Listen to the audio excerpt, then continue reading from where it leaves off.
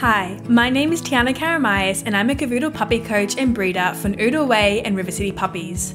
As a coach, my philosophy is simple.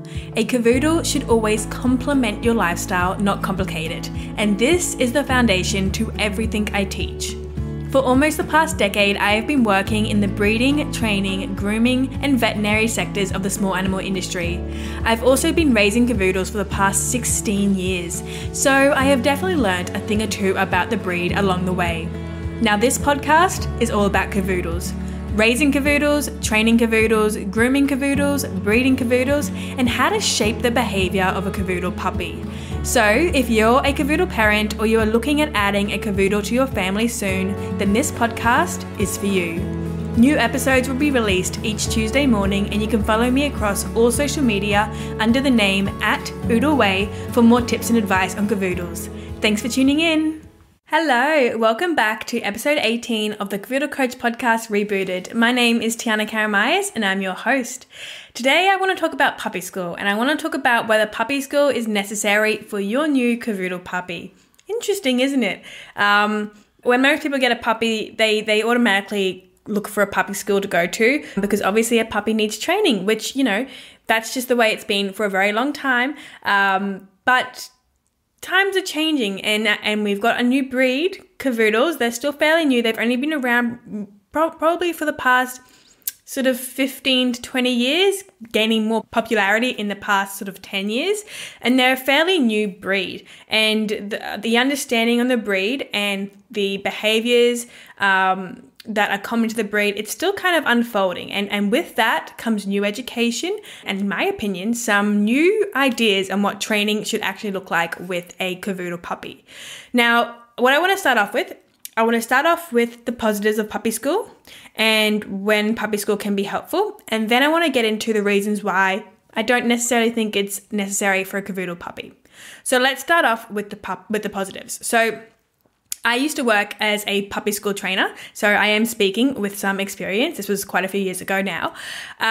Puppy school, if you don't know what it is, it's usually 4 classes over a 4-week period, usually 1 hour classes each week for 4 weeks. And you enroll into a class with probably usually around 5 to 10 other puppy parents with different breeds, and you come into class and what you do is you're going through exercises, usually sit, down, a little bit of stay, some loose lead walking, some kind of leave it. It's pretty surface level because there's only so much that can be covered in 4 weeks with 1 hour lessons each week. Now, the good thing about puppy school is any kind of training that we do with our puppy is good mental enrichment, which helps to get rid of all that excessive energy that puppies have, which helps to stop zoomies from happening. The other good thing about puppy school is it does teach your puppy some focus and to focus on you and to work under some distraction because there are other dogs in the room. So there are definitely a few positives to puppy school, but each of those positives is definitely, in my opinion, something you can achieve with your puppy at home. And you can also do something more, which is actually going to make a difference in your puppy's life and personality and demeanor and temperament. So let's talk about, I want to say this to you. When you think of a good dog, what do you think of? Do you think of a dog who sits on command, stays on command, walks really well on the leash? Probably those are some nice traits to have. But if you've never had a dog before, I challenge you to think about this. If you see a dog who sits and stays on command, wonderful. That's really, really good. But that only takes about 10 seconds, 1 minute, maybe 2 minutes if it's a stay. I always ask, when we think about a good dog, have you thought about the dog's behavior the rest of the day when they're not sitting or staying or lying down? And that's a really good question to consider because then what we do is we start to look at it and go, well, what does make a good dog? Well, it's probably a dog who isn't weeing in the house, probably a dog who doesn't have all of this overexcitable energy and is jumping on everyone. It's probably a dog who can be relaxed in the household and not be chewing things or barking or digging. It's probably a dog that we can take out for a walk and it'd be really easy and we don't have to stress about it. It's probably a dog who can meet new people and be polite and not jump on them. And you'll start to think about all these other things about what makes a good dog, and you'll start going down the path of thinking about the behavior of the dog rather than just the tricks or the specific obedience training that they can do, such as the sit or stay. And that's what I always tell people to focus on. When you're thinking about a good dog, a perfect sit and a perfect stay is not going to make them a good dog. It's not going to make them an easy dog. It's not going to make them well behaved. It's just a temporary behavior they show in return for a treat. So that's why I always think that puppy school isn't necessary for Cavoodle puppies. And I'm going to go through the reasons why it's not, and I'm going to tell you instead what I believe would be much more beneficial for you and your Cavoodle. So puppy school, like I said, it's usually 4 classes over 4 weeks, 1-hour sessions per week. In those classes, we have a bunch of different breeds of dogs. We'll have Cavoodles, we'll have Rottweilers, we'll have Border Collies, we'll have a Chihuahua. You know, there's no classes that are breed specific. It's just an open class to whatever puppies are 8 weeks old and have enrolled at the same puppy school. What this means is, from a trainer's perspective, in 1-hour sessions each week for 4 weeks, again, remember I used to do this, so I know how limited we are with time. You simply do not have the time to educate each family on the type of dog that they have, the behaviors that are common to the breed, how to combat these behaviors, how to preempt and prevent these behaviors from occurring, such as separation anxiety, social anxiety for Cavoodles. And we definitely don't have the time to go to each family and go, okay, you have a Border Collie. You have a working, herding breed dog. Your dog needs a lot of physical and mental stimulation that mimics the natural behaviors they would be having if they were on a farm doing their job, which is to herd cattle, which is what they're bred to do.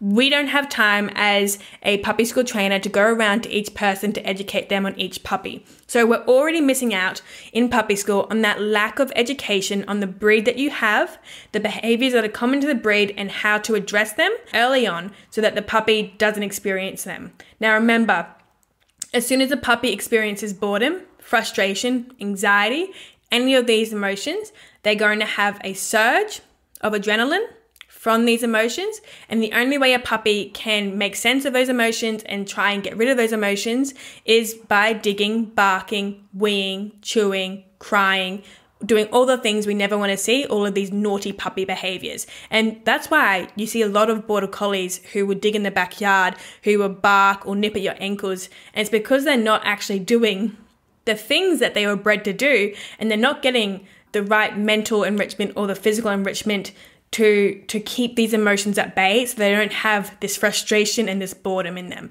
Now, Cavoodles, they obviously were not born to and bred to work on a farm. They were born as lap dogs, but they are part poodle, and poodles were born as hunting dogs, and poodles are high energy breeds and very, very, very intelligent. So Cavoodles also do have a certain level of mental enrichment and physical enrichment and behaviors that are innate to the breed that they have naturally that need to be expressed. And if you're not giving them the opportunity to express these behaviors, they'll find other ways to do it, and it's usually not in the way that you want to see it.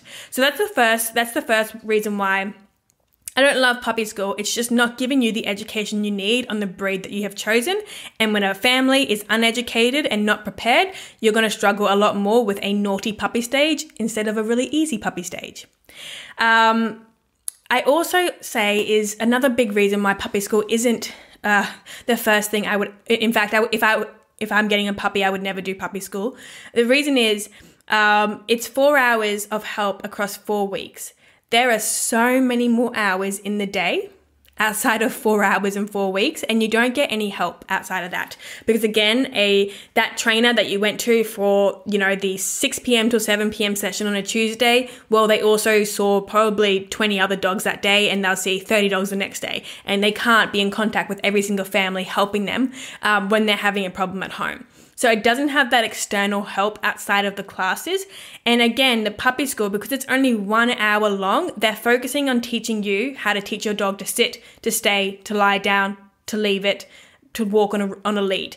And that there, it's teaching you nothing about the behavior. It's teaching you nothing about what your daily routine with your puppy should look like. It's not teaching you about socialization, enrichment, impulse control, emotional regulation, all of these things that Cavoodles need, because there's simply no time to do it. And for puppy school, the purpose of it is literally to teach your puppy how to sit and lie down.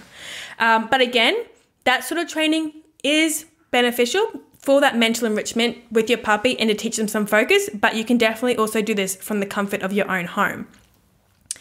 So that's sort of why I don't think puppy school is necessary for a Cavoodle. I just don't think it's setting you up for success with your puppy because of the lack of education and the lack of topics that are covered. Rather than trying to teach our Cavoodle how to stay perfectly, instead we need to be teaching our Cavoodle how to control their impulses and control their emotions so they don't get overexcited or anxious. And we need to teach our Cavoodle how to approach things in life and feel confident and comfortable rather than scared or fearful or reactive. Those behaviors, teaching your puppy how to behave and how to process the world, that is going to shape your Cavoodle into a well-behaved dog. That's when you're going to get that puppy who is at home, who is calm and relaxed and attentive, responds well, easy to take out of the house, and not doing anything naughty. Teaching the perfect stay and the perfect sit isn't going to do that for you. So, yeah, that's pretty much it. That's why I don't believe puppy school is necessary for your Cavoodle. You can do the training yourself at home for those odd 2 minutes here, 2 minutes there. Instead, focus your time on learning about the breed, why they are prone to anxiety, and how you can prep your puppy and give them the training and the guidance necessary to not have that experience at all. And that's what I focus on as a Cavoodle coach. It's about Cavoodle puppies and the guidance and the training they actually need to shape a well-behaved dog, rather than the training that puppy school will give you that will teach them some nice little tricks on the side, but won't actually teach them how to make sense of the world. If any of this resonates with you and you've said, yes, Tiana, I'd rather do something that you're talking about, some training that you talk about rather than puppy school, shoot me an email. Let me know when you're getting your Cavoodle puppy, and I can let you know how I can help you with your training that is more focused on training behavior rather than training tricks, and pretty much teaching you how to raise your puppy to complement your lifestyle rather than complicate it. Finally, I just want to add, and this is aimed specifically for people who are getting their Cavoodle in the month of September. If you are getting your Cavoodle puppy in September, I am running an exclusive group training program because I am also getting a Cavoodle puppy, and I want to take a very small, intimate group of people through the training, through the daily routines, through the socialization, the desensitization, the impulse control, the emotional regulation that I do with my puppy. So it's going to be a very small, intimate group with a maximum of 10 families for anyone getting their puppy in September. So if that is you, shoot me an email, hello@oodleway.co, or you can click the link in the show notes of this episode. I will link it towards the page in my website that goes through the program. I would really love to see you in there. I'm never going to be offering this again because I'm not getting a puppy every month. So it's a really exclusive opportunity, and we're going to be working very intimately, and you'll follow the exact same routine with your puppy that I am doing with mine. So that's it for today's episode. I really hope you've enjoyed it. If you have found any sort of value in this episode or any of my episodes at all, please, if you can do me a favor and leave me a rating and a review. I love getting the ratings and reviews. I read every single one, and it's also how I can help get this podcast in front of more families who are getting Cavoodles. It's how it spreads the word, and I would be really, really grateful. It makes me really happy because sometimes it just seems like I'm talking to a microphone, and it's really hard to envision there's people on the other side actually listening to this. So let me know you're listening. Let me know your thoughts. Let me know if you like it or don't. Also great, it's always good to have constructive criticism, I guess. I'd love to hear from you, and I will see you next week. This has been your Cavoodle coach, Tiana Karamayas. See you later.